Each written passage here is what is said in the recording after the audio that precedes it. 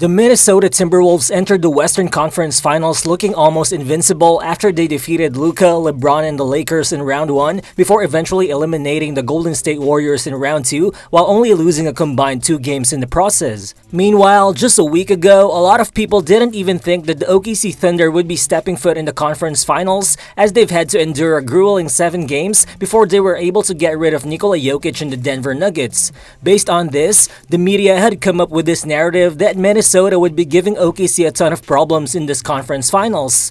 But one thing that those narratives fail to talk about is the fact that, unlike the Lakers, this OKC team has superb depth, and unlike the Warriors who didn't have Steph Curry for 90% of their second round series, this OKC team has a healthy MVP in Shai Gilgeous-Alexander who's not even in his prime yet. Well, definitely, on paper, Minnesota is a legitimate two-way team that really matches up well with OKC's roster, but that is something that has yet to be proven at this point, as OKC is currently up 2-0 in this conference final series, with this Thunder team outscoring the Timberwolves by a total of 41 points in those 2 games, while also holding Minnesota superstar Anthony Edwards to under 44% shooting in the series. So what's good everyone, it's Real Balls here, and in this video, let's talk about how the Thunder have been exposing the Timberwolves in the Western Conference Finals. So let's get to it.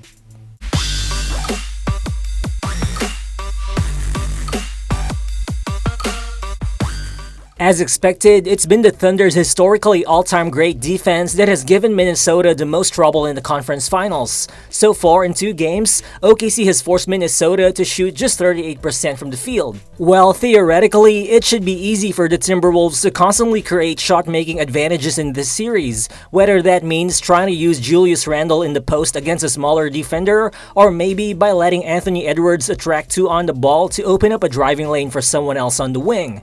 But it's just hard to succeed doing those things against a Thunder roster that has no weak links defensively, who's able to switch every potential action, and who's got multiple players ready to take advantage of the slightest mistakes in every possession. As a result, the Thunder have forced the Timberwolves to commit an average of 15.5 turnovers per game in this series. But what's even more troublesome for Minnesota is that OKC's defense doesn't just get stops, it's also one of their best ways to generate easy offense for themselves. For context, entering the conference finals, the Thunder have been averaging 25.3 points off turnovers per game in the playoffs, which by the way is the most recorded by any playoff team since play-by-play tracking began in 1997. And so far, in 2 games against Minnesota, they've matched that number by averaging 25 points per game off turnovers, while in comparison, Minnesota is only averaging 8 points per game off OKC's turnovers.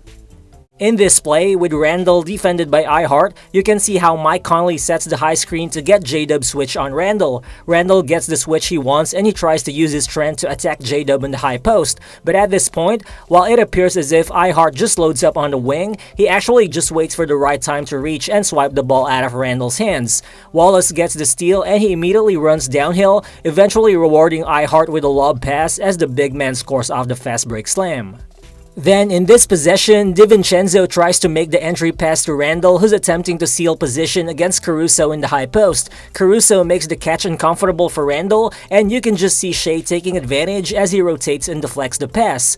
This puts OKC in transition, with Caruso going down court where he finds J-Dub. But seeing that this is a 2-on-1 situation, J-Dub kicks it back out to Caruso, who's now got enough space to drain the outside shot against the late contest. But more than just straight up stealing the ball away from Minnesota, the Thunder are also closing down the 2 most efficient scoring spots in the game, which is the paint and the 3-point line, 2 areas wherein Minnesota has actually thrived during the first 2 rounds of the playoffs. First off, this Minnesota team has actually averaged a playoff best 51.6 points in the paint per game during the first 2 rounds, but in 2 games against OKC, that has been down to just 30 points in the paint per game. Well, first of all, the fact that Rudy Gobert can't shoot from the perimeter already gives OKC such a massive advantage because that means the Thunder can actually have both Chet Holmgren and Isaiah Hartenstein parked near the rim to deter Minnesota's drivers from scoring inside. Add to that the unlimited supply of Thunder wings who roam around the paint to provide help, as well as OKC's excellent point of attack defense, and it's no wonder that Minnesota's had a really hard time scoring inside York. In this possession, with Ant being handcuffed by Cason Wallace, Minnesota instead runs a handoff play with Gobert setting up Naz Reid. Gobert's big body successfully takes Kenrich Williams off the equation, but Chet readily goes for the switch on the paint. Gobert rushes to the paint as a free safety, but the 6'5" Caruso just loads up on him. This leaves Naz Reid onto the long arms of Chet Holmgren without any choice but to hoist a bad shot. Then right here, you can see Ant and Gobert on a pick and roll. Dort gets a little bit behind the ball screen, which forces iHeart to play closer at the level of the action, which now supposedly gives Gobert an open lane to dive into the rim. But then you can see Chat on the dunker spot immediately stifling Gobert's airspace as he forces the miss. Although I think what's been even more remarkable is how OKC's been able to eliminate Minnesota's paint scoring even while downsizing most of the time. As for this series so far, Coach Daigneault has only played his double big man frontcourt of Chet Holmgren and Isaiah Hartenstein for a total of just 21 minutes. Coach Daigneault has tapped the much smaller Kenrich Williams as well as Alex Caruso off the bench to guard Julius Randle in extended stretches, with both guys being able to use their physicality to make life uncomfortable for Randle. While just like in the regular season, J-Dub has also been deployed to guard the 6'9" Naz Reid in this series. And basically, what OKC lacked in size, they made up with physicality and disruption in the paint, which meant the only way left for Minnesota to score in volume in this series was by launching a bunch of three-pointers.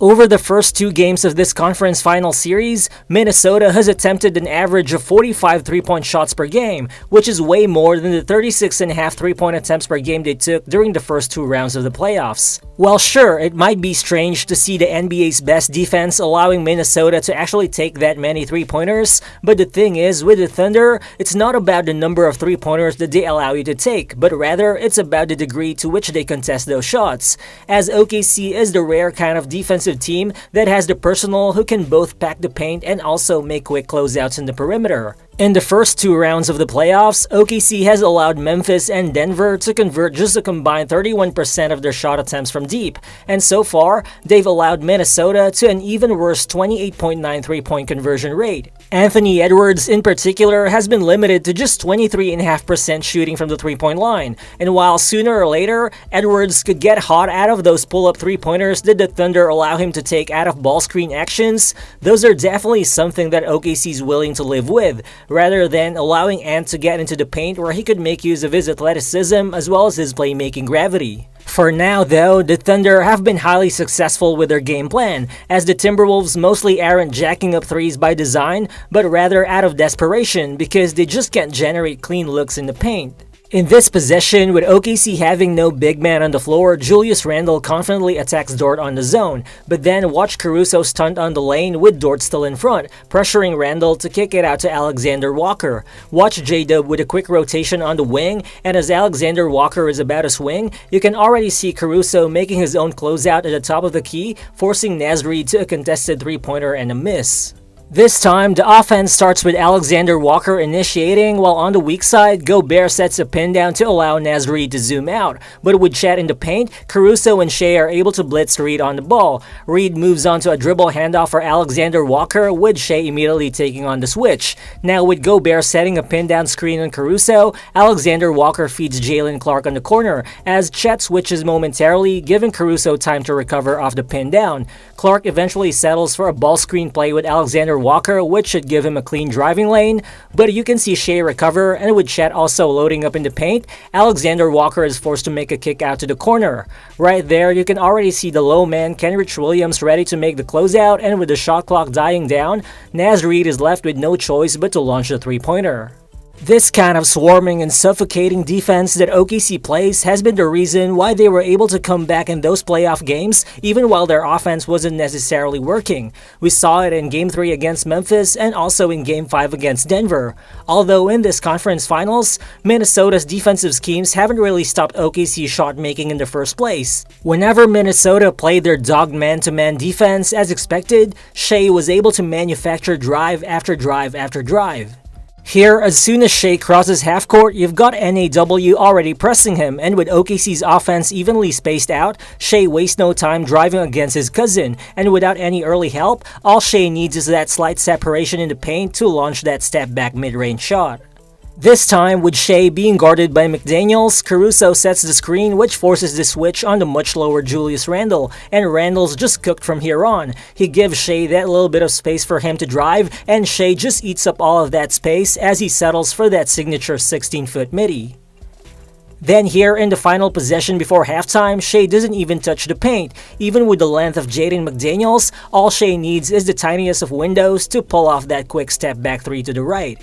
The obvious counter here for Minnesota is to pull a Denver Nuggets and go zone to potentially take away Shai's driving lanes. But again, the problem is, loading up on Shai in the zone in turn gives the Thunder shot opportunities off the weak side. And so far, we're witnessing OKC's role players being able to generate shots off the advantages created by putting two bodies on Shai. In this play, OKC breaks Minnesota's 2-3 zone, starting off with a ball screen from Caruso. As you can see, McDaniels chooses to blitz Shai, allowing Caruso to create the 4-on-3 advantage. With iHeart right at the dunker spot, Gobert has no choice but to drop, and with the late rotation from McDaniels, Caruso gets a wide open look which he uses to launch the mid-range floater.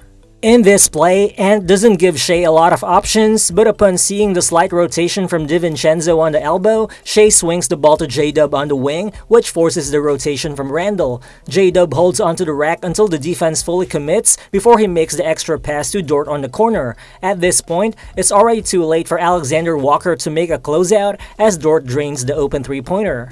In the long run, one way or another, those three-point shots coming from both teams' role players, particularly from their bench units, could be a huge part in determining the outcome of this series. And so far, OKC's top three bench players in terms of minutes played in the conference finals, Alex Caruso, Cason Wallace, and Isaiah Joe, have combined to shoot an efficient 44% from the three-point line. While Minnesota's first three guys off the bench, Dante DiVincenzo, Naz Reid, and Nickeil Alexander-Walker, have only shot 22.7% combined from deep, despite attempting 26 more three-pointers than OKC's top three bench guys. And another ripple effect of OKC being able to effectively space the floor has been Minnesota being unable to play Rudy Gobert in endgame situations and instead opting to play a smaller 5-out unit to be able to keep up with OKC's scoring. The problem for the Timberwolves is, without Gobert on the floor to protect the rim, the Thunder have been able to feast in the paint and have easily attacked the rim, which has been a huge factor as to why they have been able to outscore Minnesota by a total of 54 points in the paint in this conference final so far.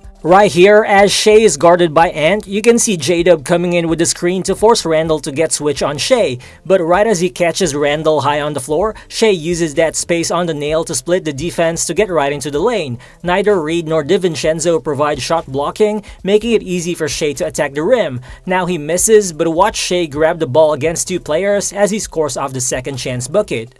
This time, Shai tries to create something on a post-up, but as the double comes, he makes the easy read with a kick out to J-Dub. As you can see, it's Naz Reid who makes the closeout, but J-Dub's just too quick. McDaniels loads up on the drive, but is just not big enough to stop J-Dub from bulldozing his way right into the basket.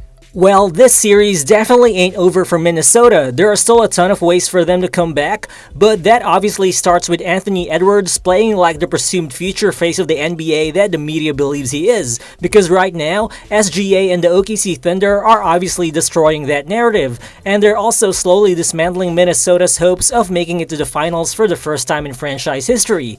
While the OKC Thunder, on the other hand, are just 2 games away from making it back to the championship round after 13 long years.